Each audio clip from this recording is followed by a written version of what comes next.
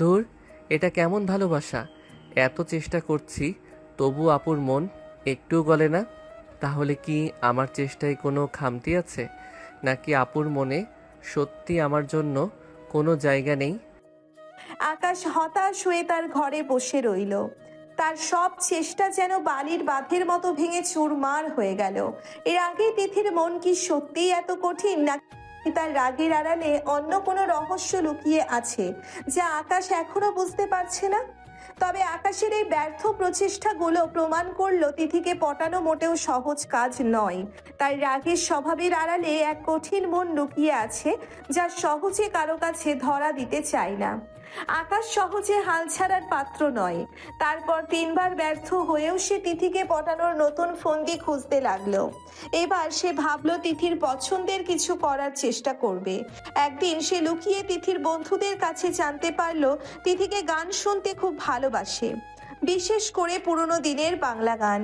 পরের দিন সন্ধ্যায় তিথি যখন বারান্দায় বসে গুনগুন করে গান গাইছিল, আকাশ তার পুরনো গিটারটা নিয়ে সেখানে হাজির হলো। আকাশ খুব ভালো গিটার বাজাতে না পারলেও সে তিথির প্রিয় কয়েকটি গান তোলার চেষ্টা করলো। আপু, আমি তোমার জন্য একটু গিটার বাজাবো? তুই গিটার বাজাতে পারিস নাকি? কবে শিখলি? এই তো কিছুদিন ধরে চেষ্টা করছি। তোমার পছন্দের গানগুলো বাজানোর চেষ্টা করব। আকাশ তার ভাঙা ভাঙা হাতে গিটারের তারে সুর তোলার চেষ্টা করলো। প্রথম গানটা কোনো মতে বাজলেও পরের গানগুলোর সুর তাল সব এলোমেলো হয়ে গেল। তিথি প্রথমে ভ্রুকুচকে শুনলেও কিছুক্ষণ পর হেসে ফেলল। ওরে বাবা, এটা কি গান বানাচ্ছিস নাকি কান্নার রোল তুলছিস?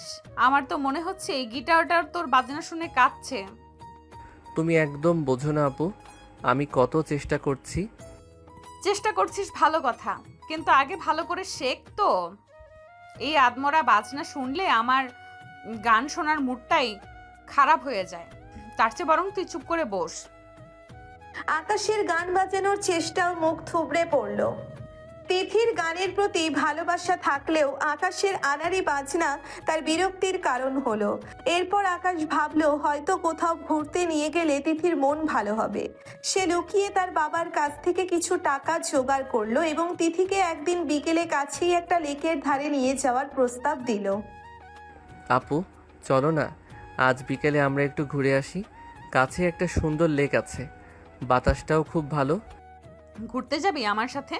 আবার কি মতলব আছে তোর মাথায়? বিশ্বাস করো আপু, কোনো মতলব নেই, শুধু তোমার সাথে একটু শান্তিতে সময় কাটাতে চাই। অনেক জোরাজুরির পর তিথি রাজি হলো, কিন্তু লেকের ধারে গিয়েও আকাশের কপাল খারাপ। হঠাৎ করে বৃষ্টি শুরু হলো আর তাদের ভেজা ইঁদুরের মতো অবস্থা হলো। তিথি আকাশের উপর আরো রেগে গেল। এটা কি হলো? তুই না আবহাওয়ার খবর দেখিসনি? আমার পুরো সাজ মাটি করে দিলি। আসলে আমি ভাবিনি বৃষ্টি আসবে। আর কখনো আমার সাথে ঘুরতে আসার সাহস দেখাবি না। তাদের লেকের ধারে ঘুরতে যাওয়ার পরিকল্পনাও ভেস্তে গেল। বৃষ্টির কারণে তাদের সুন্দর বিকেলটা তিক্ততায় ভরে গেল। আকাশ মনে মনে বলে, আর কি করলে আপুর মন গলবে? ফুল, কবিতা, গান, ঘুরতে যাওয়া কোনো কিছুই তো কাজে দিল না। তাহলে কি আমার চেষ্টাই ভুল, নাকি আপুর হৃদয় সত্যি পাথরের মতো কঠিন? আকাশ আবারও হতাশ হয়ে পড়ল। তিথিকে পটানোর তার সব চেষ্টাই যেন ব্যর্থতার বৃত্তে ঘুরপাক খাচ্ছে। রাগে তিথি কি কখনোই তার ভালোবাসা বুঝতে পারবে না, নাকি আকাশের আরো ধৈর্য ধরতে হবে এবং নতুন কোনো কৌশল খুঁজতে হবে? সময় ছাড়া এর উত্তর দেওয়া কঠিন। তবে আকাশের এই লাগাতার ব্যর্থতা প্রমাণ করলো তিথির মন জয় করা এক কঠিন পরীক্ষা। তাই রাগের আড়ালে এক শক্তিশালী প্রতিরোধ ব্যবস্থা তৈরি করা আছে, যা ভেদ করা সহজ নয়।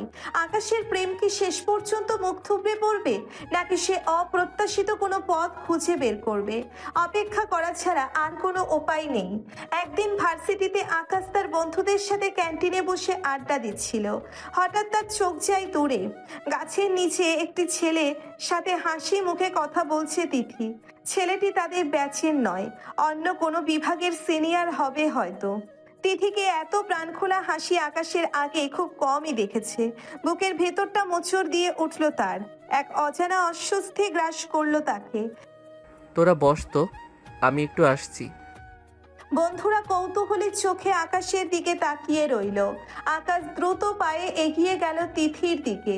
কাছে গিয়ে দেখলো ছেলেটি বেশ আগ্রহ নিয়ে তিথির সাথে কথা বলছে, আর তিথিও হাসি মুখে জবাব দিচ্ছে। আপু, এই ছেলেটাকে এখানে বসে কি কথা বলছো তোমরা? তুই এখানে কি চাস আকাশ? এটা আমার ব্যক্তিগত ব্যাপার, তুই যা এখান থেকে। তুমি কে হে? এভাবে একটা মেয়ের সাথে কথা বলছো কেন? আমি ওকে চিনি। আপনারা কি নিয়ে কথা বলছিলেন জানতে পারি? ও, তুমি চেনা বুঝি? গার্লফ্রেন্ড নাকি? বেশ তো। তবে যখন আমরা কথা বলছি তখন তোমার এখানে আসা উচিত হয়নি। এখন যাও এখান থেকে। আকাশের মাথায় রক্ত চড়ে গেল। ছেলেটির ঔদ্ধত্যপূর্ণ কথা তার একদম সহ্য হলো না। তিথির সামনে অন্য কোনো ছেলের সাথে তার এত ঘনিষ্ঠতা দেখে তার ভেতরটা ঈর্ষার আগুনে জ্বলছিল। এই, তুমি ভদ্রভাবে কথা বলো। তোমার কি সাহস তো কম নয়? একটা মেয়ের সাথে বসে কথা বলছি আর তুমি এসে মাতব্বরি করছো? কথা শেষ না হতেই আকাশ আর নিজেকে সামলাতে পারল না সপাটে এক থাপ্পড় বসিয়ে দিল ছেলেটির গালে। এই সাহস তোকে কে দিয়েছে? তুই জানিস তুই কার গায়ে হাত তুলেছিস? ঠিক সেই মুহূর্তে আকাশের পিছনে কেউ এসে দাঁড়ালো। আকাশ ঘুরে দেখলো রাগে ফুঁসতে থাকা তিথি তার দিকে তাকিয়ে। তুই এটা কি করলি আকাশ? তোর এত সাহস কি করে হলো? আপু, ও তোমাকে খারাপ ব্যবহার করলো, তাই আমি। তিথি আকাশের কথা শেষ না হতেই সপাটে এক থাপ্পড় বসিয়ে দিল আকাশের গালে। চুপ একদম। তোর কি অধিকার আছে আমার ব্যাপারে নাক গলানোর? আর তুই ভাবিস তুই আমার কে হোস? ছোটবেলার একটা সামান্য কথাকে আঁকড়ে ধরে সারাক্ষণ আমার পেছনে কেন ঘুরঘুর করিস? আকাশ থাপ্পড়ের চোটে মাথা ঘুরে গেল। বিশ্বাস করতে পারছিল না তিথি তাকে মেরেছে। আপু, তুমি। হ্যাঁ আমি। তুই একটা ছোট ছেলে, সব সময় আমার ছায়ার মতো লেগে থাকিস। আমার বন্ধুদের সাথে কথা বলতে পারিস না, কারোর সাথে মিশতে পারিস না। তুই ভাবিস আমি তোর ওইসব ফালতু পটানোর চেষ্টায় গলে যাব? একদম ভুল ভাবিস। দেখলেন তো ভাই সাহেব, এই হলো আপনার চেনা মানুষ। যান এখান থেকে, ঝামেলা বাড়াবেন না। তুমি কিছু মনে করো না রনি, তুমি চলো তো। তিথি ছেলেটির হাত ধরে সেখান থেকে চলে গেল। আকাশ হতভম্বের মতো দাঁড়িয়ে রইল। গালটাও তখনও চলছে, তার চোখে জল চিকচিক করছে। তিথির থাপ্পড়টা শুধু তার গালে লাগেনি, তার হৃদয়ের গভীরে গিয়ে আঘাত করেছে। এত অপমান, এত ঘৃণা, কেন তিথি তাকে এত খারাপভাবে কথা বলল? কেন তার ভালোবাসার কোনো মূল্য নেই তিথির কাছে? আপু, এটা তুমি কি করলে? চারপাশের সবকিছু যেন ঝাপসা হয়ে আসছিল আকাশের চোখে। তার মনে হচ্ছিল তার এতদিনের সব চেষ্টা, সব ভালোবাসা যেন এক মুহূর্তেই ধূলিসাৎ হয়ে গেল। এর আগে তিথির হৃদয়ের দরজা কি সত্যিই তার জন্য চিরতরে বন্ধ হয়ে গেল? ঈর্ষার আগুনে পুড়ে আকাশ কি তবে ছাই হয়ে যাবে? উত্তর হয়তো সময়ই দেবে। তবে আজকের এই অপমান আকাশের মনে এক গভীর ক্ষত সৃষ্টি করে গেল, যা সহজে শুকানোর নয়। তিথির হাত ধরে রানী চলে যেতেই আকাশের বন্ধুরা ছুটে গেল আমার কাছে। আদিল আর রাফি দুজনেই আকাশকে ধরে তুলে বসালো ক্যান্টিনের এক কোণে। আকাশ দোস্ত, কি হয়ে গেল এটা? তুই ঠিক আছিস তো? ছেলেটা কে ছিল? আর তিথি তোকে এমনভাবে অপমান করলো কেন? আমরা তো কিছুই বুঝতে পারছি না। ও ঠিকই বলেছে। আমি সত্যি ওর পেছনে লেগে থাকি। আমার আর ওকে বিরক্ত করা ঠিক হবে না। কি বলছিস তুই? তিথি তোকে থাপ্পড় মারলো আর তুই বলছিস তোর দোষ? হ্যাঁ, আমারই দোষ। আমি জোর করছিলাম। ও তো চায় না আমার সাথে কোনো সম্পর্ক রাখতে। আমার এটা বোঝা উচিত ছিল। কিন্তু এভাবে ভেঙে পড়লে তো চলবে না দোস্ত। চল কোথাও থেকে ঘুরে আসি, তোর মনটা একটু হালকা হবে। না, আমার কোথাও যেতে ইচ্ছে করছে না, তোমরা যাও। আরে চল না, কক্সবাজার ঘুরে আসি কয়েকদিনের জন্য। সমুদ্র দেখলে মন এমনিতেই ভালো হয়ে যাবে। আকাশ কিছুক্ষণ চুপ করে রইল। তিথির অপমানগুলো তখনও তার কানে বাজছে। দূরে কোথাও চলে গেলে হয়তো কিছুটা শান্তি পাওয়া যাবে, এই ভাবনাটা তার মনে হলো। ঠিক আছে, চলো। আকাশ আর দেরি করলো না। ভার্সিটি থেকে সোজা বাড়ির দিকে রওনা হলো। ঘরে ঢুকে নিজের জামা কাপড় গোছাতে শুরু করলো। তার মা ঘরে এসে ছেলের ব্যাগ গোছানো দেখে অবাক হলেন। আকাশের মা ছেলের ব্যাগ গোছানো দেখে কপালে ভাঁজ ফেললেন। কোথায় যাচ্ছে, কেন যাচ্ছে কিছুই স্পষ্ট করে বলছে না আকাশ। তার মুখটা অস্বাভাবিক রকমের বিষণ্ণ। মায়ের মন কু ডাকলো, নিশ্চয়ই কিছু একটা বড় ঘটনা ঘটেছে। কিরে আকাশ, বলবি তো কোথায় যাচ্ছিস আর কবে ফিরবি? তোর বাবার শরীরটা ভালো নেই, তুই না থাকলে। কয়েকদিনের জন্য যাচ্ছি মা, বন্ধুদের সাথে একটু ঘুরতে। কোথায় যাচ্ছি সেটা জেনে আর কি হবে? ফোন করবি তো আমাকে? ওখানে গিয়ে অন্তত একটা মেসেজ দিস, আমি না জেনে অস্থির হব। না মা, ফোন করব না। ওখানে হয়তো নেটওয়ার্কের সমস্যা থাকতে পারে। তোমরা চিন্তা করো না, আমি ঠিক আছি। ফোন করবি না মানে? এটা কেমন কথা? তোর কাছে তো সবসময় ফোন থাকে, কি হয়েছে তোর বল তো? কিছু হয়নি মা, তোমরা শুধু শুধু চিন্তা করছো। এখন আমার দেরি হয়ে যাচ্ছে, আসি। আকাশের এক মুহূর্তও দাঁড়ালো না। মায়ের ব্যাকুল প্রশ্নগুলো বাতাসে ভেসে রইল, কোনো উত্তর পেল না। ব্যাগ কাঁধে নিয়ে দ্রুত ঘর থেকে বেরিয়ে গেল সে। তার চোখে এক ধরনের শূন্যতা, এক গভীর কষ্ট যা সে আর কারো সাথে ভাগ করে নিতে চায় না। বন্ধুদের সাথে রাতের বাসে উঠল আকাশ। আদিল আর রাফি বারবার জিজ্ঞেস করলো কি হয়েছে, কেন তার মুখ এমন শুকনো। কিন্তু আকাশ শুধু এড়িয়ে গেল, কোনো কথাই বলতে চাইলো না। জানালার বাইরে অন্ধকারের দিকে তাকিয়ে রইল সে। তিথির অপমানগুলো যেন কালো মেঘের মতো তার মনটাকে ঢেকে রেখেছে। দোস্ত, এভাবে চুপ করে থাকলে তো মন হালকা হবে না। কিছু তো বল আমাদের। কি বলবো আর, যা বলার ছিল ও তো সেদিন বলেই দিয়েছে। আমার আর ওর জীবনে কোনো স্থান নেই। আরে চা, এত সহজে ভেঙে পড়লে চলবে? হয়তো তিথির রাগ কমে যাবে, তুই একটু সময় দে। না রাফি, এবারকার রাগটা অন্যরকম ছিল। আমি ওর চোখে ঘৃণা দেখেছি, ঘৃণা। আমার মনে হয় না আর কোনোদিনও আমার সাথে স্বাভাবিক ব্যবহার করবে। তাই দূরে যাওয়াই ভালো, একেবারে দূরে। কক্সবাজারের উদ্দেশ্যে ছুটে চলেছে বাস, কিন্তু আকাশের মন পড়ে রয়েছে সেই ভার্সিটির চত্বরে, তিথির কঠিন চাহনির কাছে। মায়ের উদ্বিগ্ন মুখটাও তার মনে এক ক্ষীণ অস্বস্তি সৃষ্টি করছে। কিন্তু সেই কষ্টের চেয়ে তিথির অপমান অনেক বেশি তীব্র। আকাশ মনে মনে বলে, মা হয়তো চিন্তা করবে, কিন্তু আর কোনো উপায় নেই। তিথির কাছাকাছি থাকলে শুধু কষ্টই বাড়বে। দূরে কোথাও হারিয়ে যাওয়াই ভালো, যেখানে কেউ আমাকে চিনবে না, যেখানে তিথির স্মৃতি আমাকে আর তাড়া করবে না। কক্সবাজারের সমুদ্র হয়তো তার চোখের জল লুকাতে পারবে, কিন্তু হৃদয়ের ক্ষতকে মুছতে পারবে? মায়ের কাছে ফোন না করার সিদ্ধান্ত কি তাকে আরো একা করে দেবে? অন্ধকারের পথে একা হেঁটে চলা আকাশকে খুঁজে পাবে কোনো নতুন আলো, নাকি তার জীবনের পথ চিরতরে বিষণ্ণতায় ভরে যাবে? উত্তর অজানা, শুধু এক গভীর শূন্যতা যেন গ্রাস করছে সবকিছু। কক্সবাজারে বন্ধুদের সাথে দিনটি যেন কেমন ঝাপসা কাচের মতো কাটতে লাগলো আকাশের। সমুদ্রের ঢেউয়ের গর্জন, সূর্যাস্তের রক্তিম আভা কিছুই তার মনের ভেতরের শূন্যতা পূরণ করতে পারল না। তিথির অপমানগুলো কাটার মতো বিঁধেছিল তার স্মৃতিতে। বন্ধুদের সাথে হাসি খুশি থাকার চেষ্টা করলেও রাতে বালিশ ভেজাচ্ছিল তার নীরব কান্না। অন্যদিকে ভার্সিটি থেকে ফিরে তিথি আকাশকে বাড়িতে দেখতে পেল না। প্রথমে তেমন গুরুত্ব দেয়নি সে, ভেবেছিল হয়তো বন্ধুদের সাথে কোথাও ঘুরতে গেছে। তাদের মধ্যে তো আকছাড়াই ছোটখাটো ঝগড়া হতো, আর আকাশ কিছুদিন মুখ গোমরা করে ঘুরে বেড়াতো। কিন্তু সন্ধ্যা নামতেই বাড়ির নিরাপত্তাটা তিথির কাছে কেমন জানি অস্বাভাবিক মনে হলো। আকাশ সাধারণত এই সময়টা হয় তার ঘরে বসে কার্টুন দেখতো, নয়তো ছাদে গিয়ে একা একা গান শুনতো। আজ কোথাও তার কোনো চিহ্ন নেই। রাতে খাবার টেবিলে যখন সবাই বসলো, তখনও আকাশের দেখা নেই। তিথির ছোট আম্মু অর্থাৎ আকাশের মাও ভীষণ মুখে বসেছিলেন। তিথির বড় আম্মু কয়েকবার আকাশের কথা জিজ্ঞেস করলেও তিনি এড়িয়ে যাচ্ছিলেন।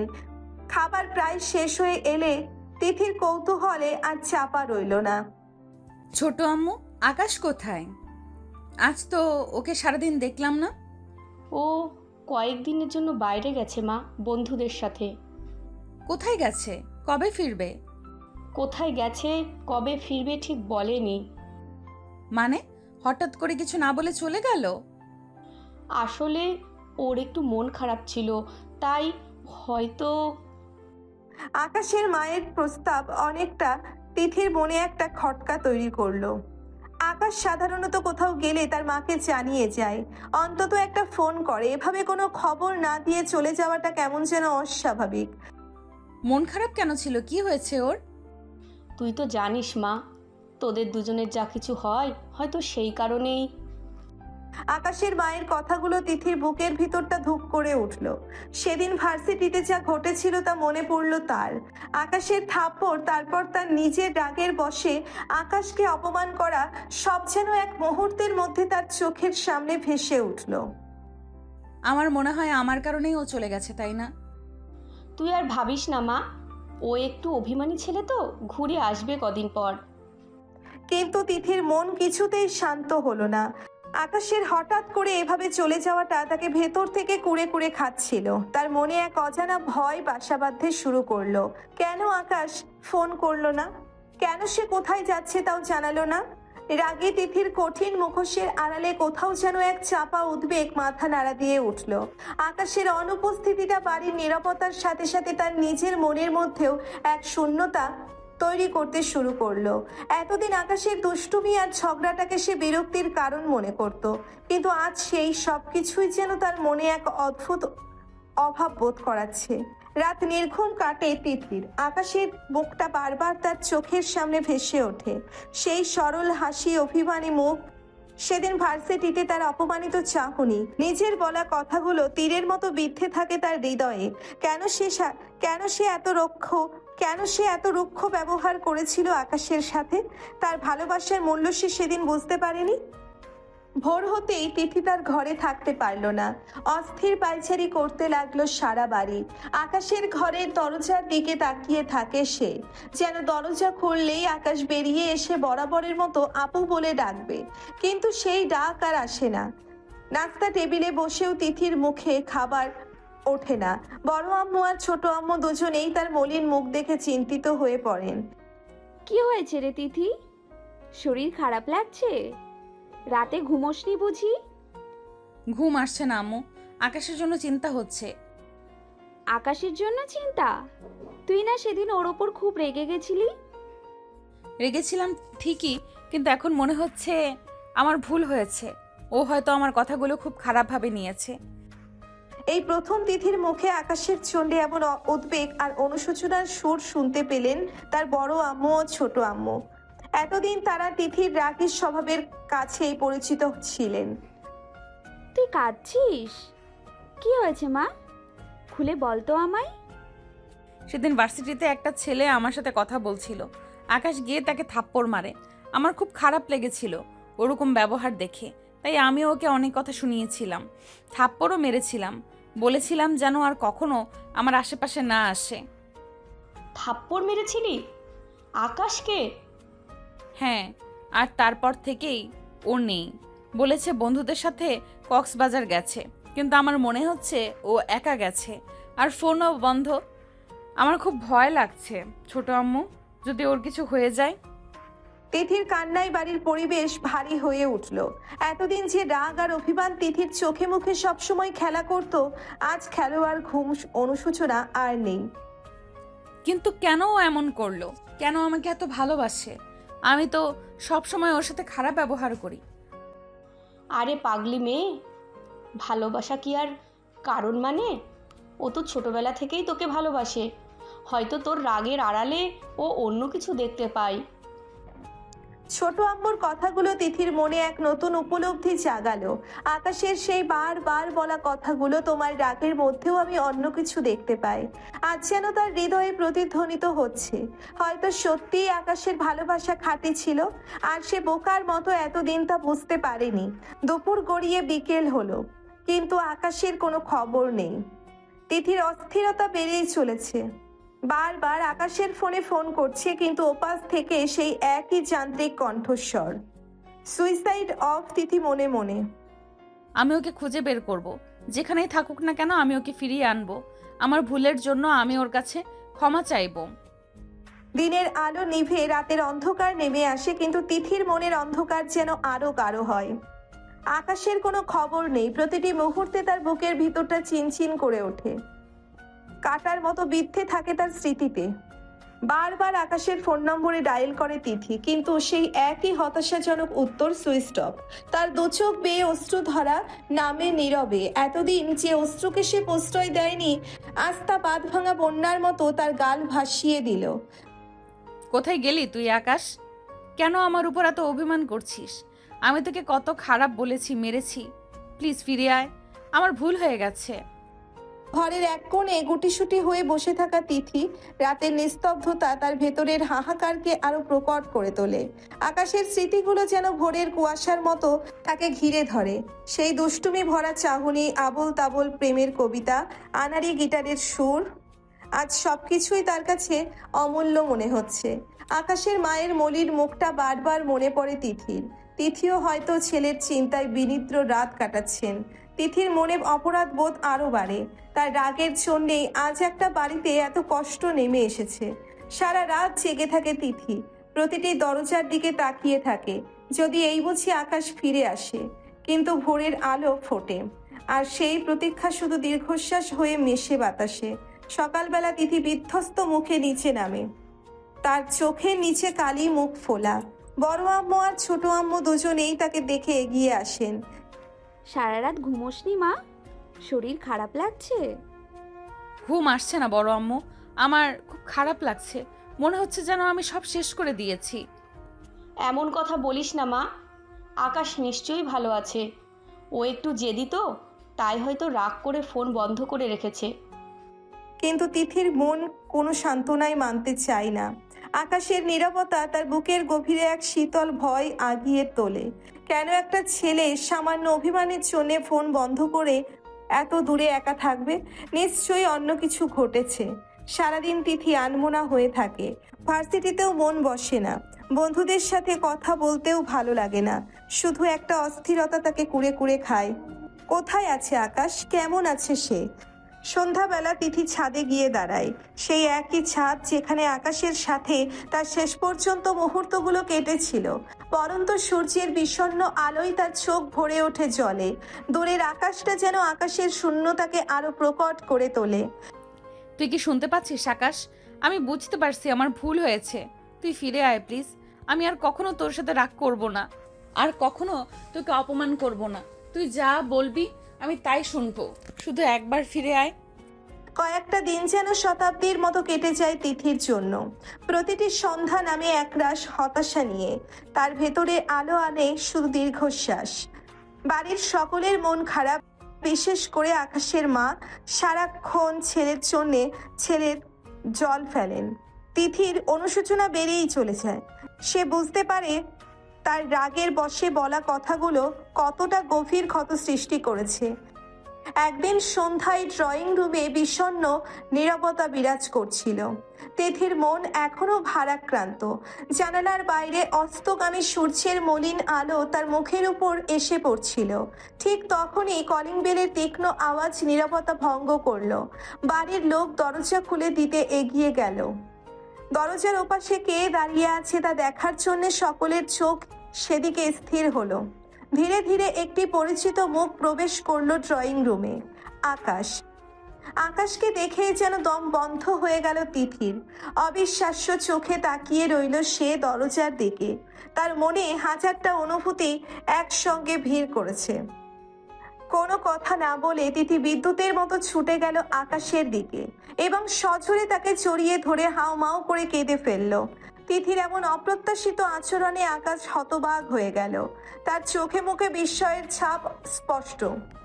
পরিবারের অন্যান্য সদস্যরাও হতভম্ব হয়ে একে অপরের দিকে তাকিয়ে রইলেন। কোথায় গেছিলি তুই? কেন আমাকে একা করে চলে গেছিলি? আমি কত ভয় পেয়েছিলাম। আমার ভুল হয়ে গেছে আকাশ, আমার খুব ভুল হয়ে গেছে। আপু, তুমি কাঁদছো? কি হয়েছে তোমার? আমার ভুল হয়েছে। আমি তোকে অনেক খারাপ কথা বলেছি, মেরেছি। প্লিজ আমাকে ক্ষমা করে দে আকাশ। তুই ছাড়া আমি আর থাকতে পারবো না। আপু শান্ত হও, কি বলছো তুমি? সত্যি বলছি আকাশ, আমার ভুল হয়ে গেছে। তোর ভালোবাসার দাম আমি বুঝতে পারিনি।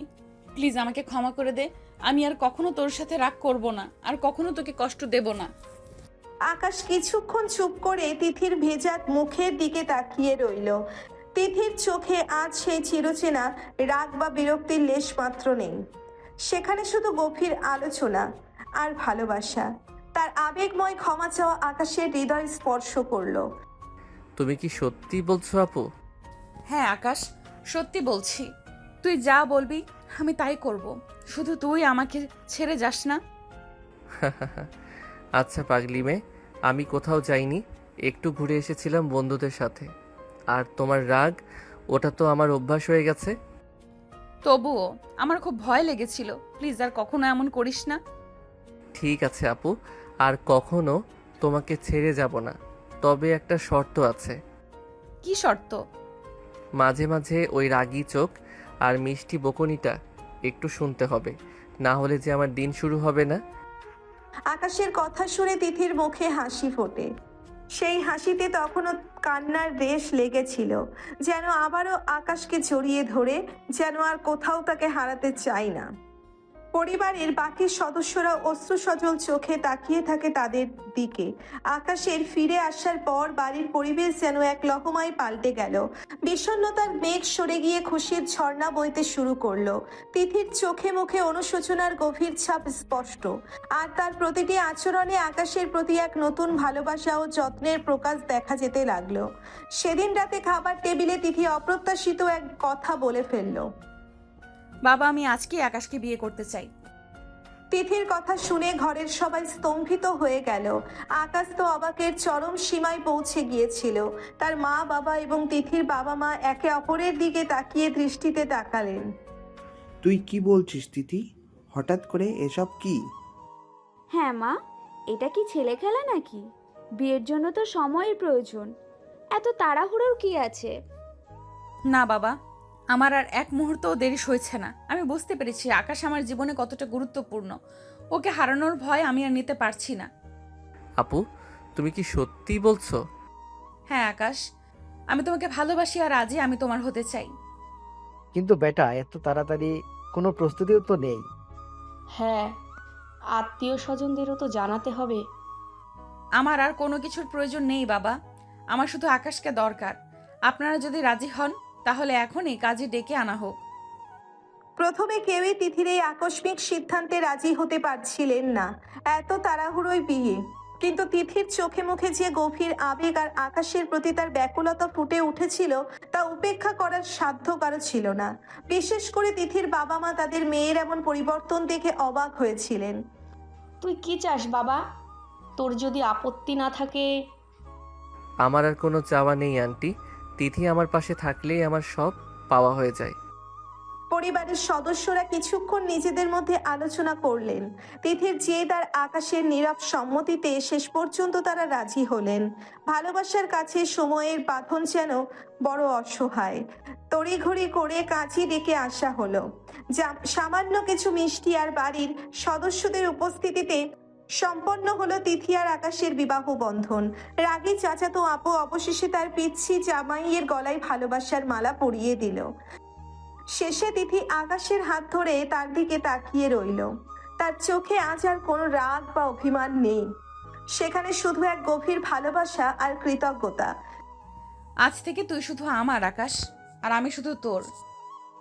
আমি তো সব সময় তোমার ছিলাম আপু, শুধু তুমি বুঝতে একটু দেরি করলে। তাদের ভালোবাসার এই অপ্রত্যাশিত পরিণতিতে বাড়ির সকলে খুশি। ছোটবেলার সেই খুনসুটি আর ঝগড়ার সম্পর্ক আজ এক পবিত্র বন্ধনে আবদ্ধ হলো। রাগী তিথির জীবনে এলো এক নতুন আলো, তার পিচ্ছি জামাইয়ের ভালোবাসার ভালো। বাসর রাতের স্নিগ্ধ আলোয় তিথির ঘর এক স্বপ্নীল রাজ্যে পরিণত হয়েছিল। গোলাপের সুবাস আর মোমবাতির মৃদু আলোয় এক মায়াবী পরিবেশ তৈরি হয়েছিল। দরজার বাইরে চাপা গুঞ্জন থামতেই আকাশ ধীরে ধীরে ভেতরে প্রবেশ করলো। খাটের প্রান্তে ঘোমটা টেনে বসে থাকা তিথিকে দেখে আকাশের হৃদস্পন্দন দ্রুত হলো। এতদিনের প্রতীক্ষা, এত ভালোবাসা যেন এক মুহূর্তে মূর্ত হয়ে উঠল তার সামনে। আমার রাগী বউটা কি খুব লজ্জা পাচ্ছে? তুমি কি খুব সাহস দেখাচ্ছ পিচ্চি জামাই? আকাশ এগিয়ে এসে খাটের পাশে বসলো। আলতো করে তিথির ঘোমটা সরিয়ে তার মুখ দেখলো। লজ্জার লালিমায় রাঙা তিথির মুখ তার কাছে চাঁদের মতো সুন্দর মনে হলো। আকাশ তিথির হাত ধরে বলল, এই হাতটা ধরার জন্য কতদিন অপেক্ষা করেছি তুমি জানো? মনে হতো যেন এক জনমের তৃষ্ণা আজ মিটল। আর আমার মনে হতো কবে তুমি সেই পিচ্চি ছেলেটা থেকে আমার পাশে একজন পুরুষ হয়ে দাঁড়াবে। আজ সেই স্বপ্ন সত্যি হলো।